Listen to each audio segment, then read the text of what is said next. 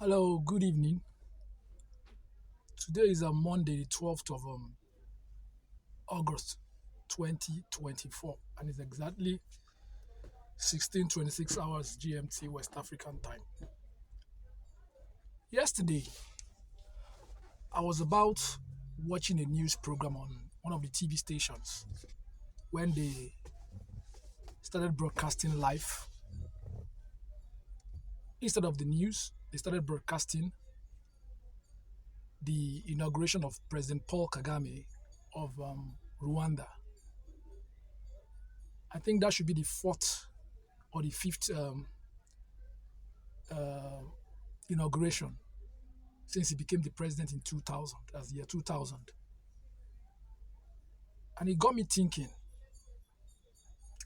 President Paul Kagame is a 66 years old Rwandan politician and a former military officer of the Rwandan Patriotic Front, which is it's a rebel force that actually rebelled against the government of that particular period, and they fought to end the genocide in Rwanda in 1994.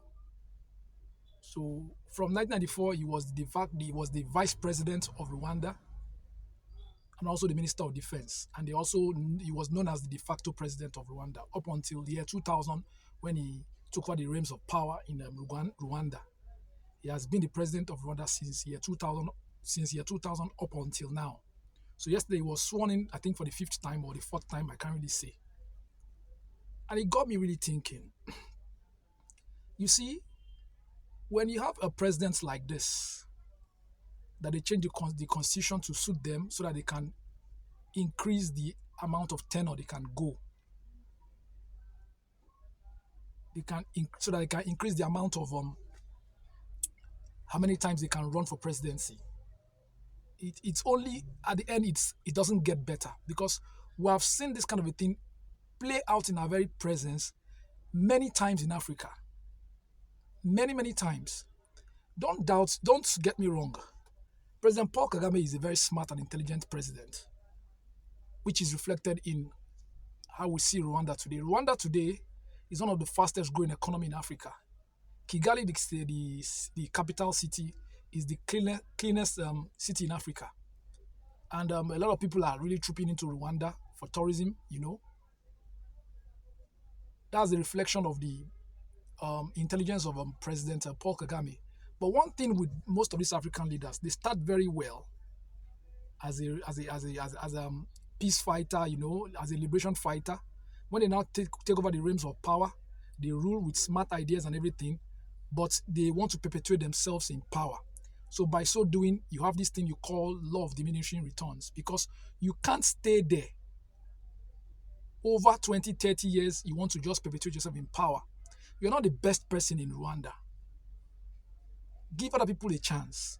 Because if you study very well now, most people now they are seeing him as an authoritarian leader because he won almost unopposed, and it's not possible. You can't win. I guess they said he won by 99% of the vote or something like that. You can't win like that in a democracy.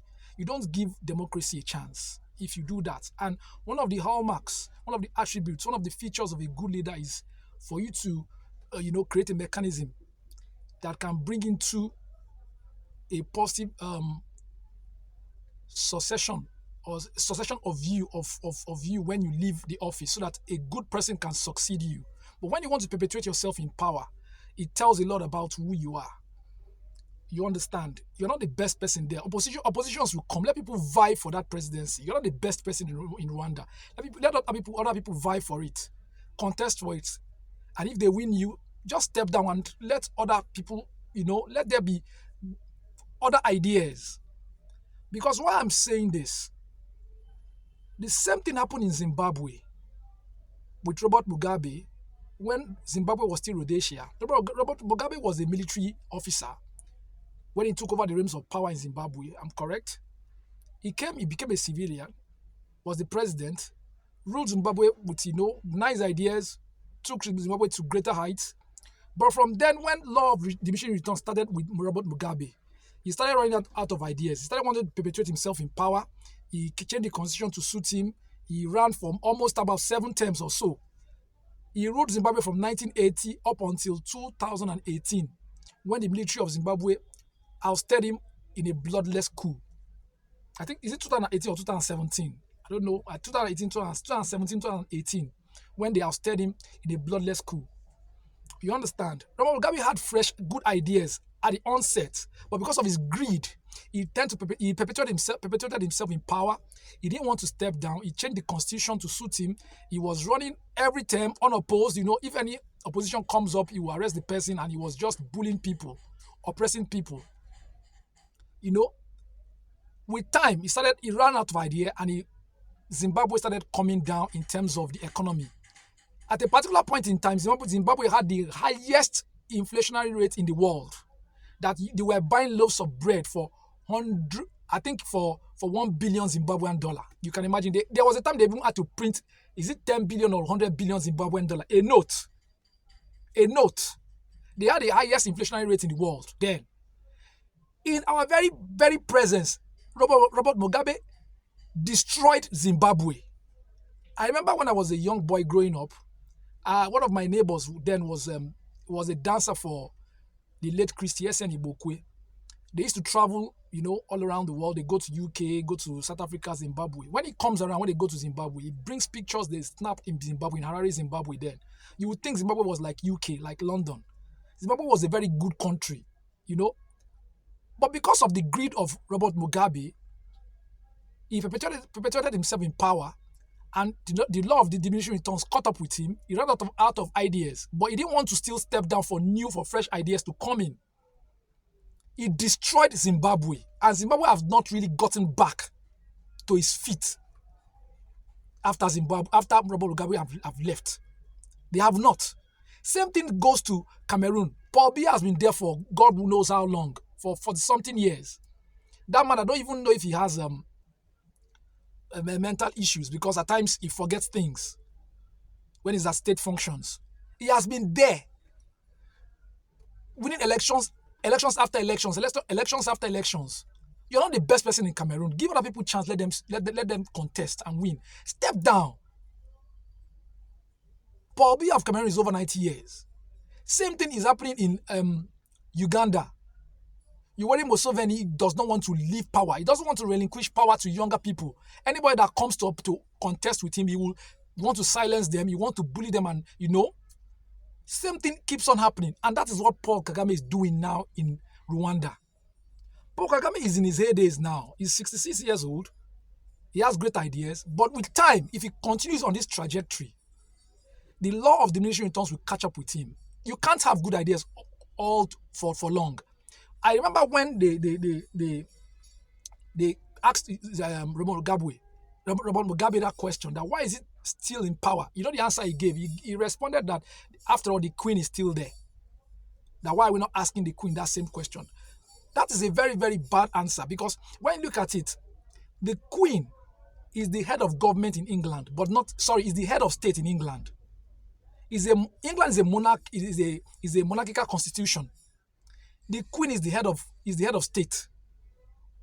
That power she holds is just a ceremonial power, not executive power. The executive power is held by the prime minister. So the queen is just there for ceremonial duties. That is why there's a prime minister there who is the head of the government, and they change from time to time. Same thing goes to other monarchical constitution in Europe. You have the same thing in Spain, the king of Spain. Then you have the prime minister. The same thing in Norway. Even all around the world, in Asia, you have such constitutions like that, such governments like that. Like in Japan, you have the emperor of Japan, and you have who is the emperor of Japan, who is the head of state, that have the ceremonial powers. Then you have the Japanese prime minister, who is the head of government, who holds the executive powers. Same thing in Thailand. You have the king of Thailand, and you have the Thailand prime minister. So it's not the same thing. Mugabe was just trying to be so shady with his answers. But look at what he did to Zimbabwe. After he died now, they are still suffering it in Zimbabwe. So I don't know why Kagame is still perpetuating himself in power. Because, as I was saying, the law of diminishing returns will come. There will be a time, if he continues on this trajectory, Rwanda will suffer for it. It's best He bows out when the ovation is still loud. You can't be there forever. Let other people come in with their ideas, with fresh ideas. You've been there for that's since 2000. This is the 14th year. I have not seen any democratical constitution in the world that allows you to stay for more than 15 years as a president or as a prime minister. No. Highest you'll be there for 2 terms, or for 4 years, or for 5 years, making it 10, or 1 term of 6 or 8 years. But you are even there for 14 years. You run out of ideas one time. Let other people come in with fresh ideas. There will be a time these ideas you run out of ideas. Let fresh people come in, because I can bet you by the time you finish this term, you will run again and will still win unopposed. It's not good. This is why Africa, this is why Africa keeps on going back. Rwanda is flourishing now because it's still with good ideas, but there will come a time Rwanda will start falling, just the way Zimbabwe did. So why the ovation is still loud? After this term, our advice is just step down. Let other people come in.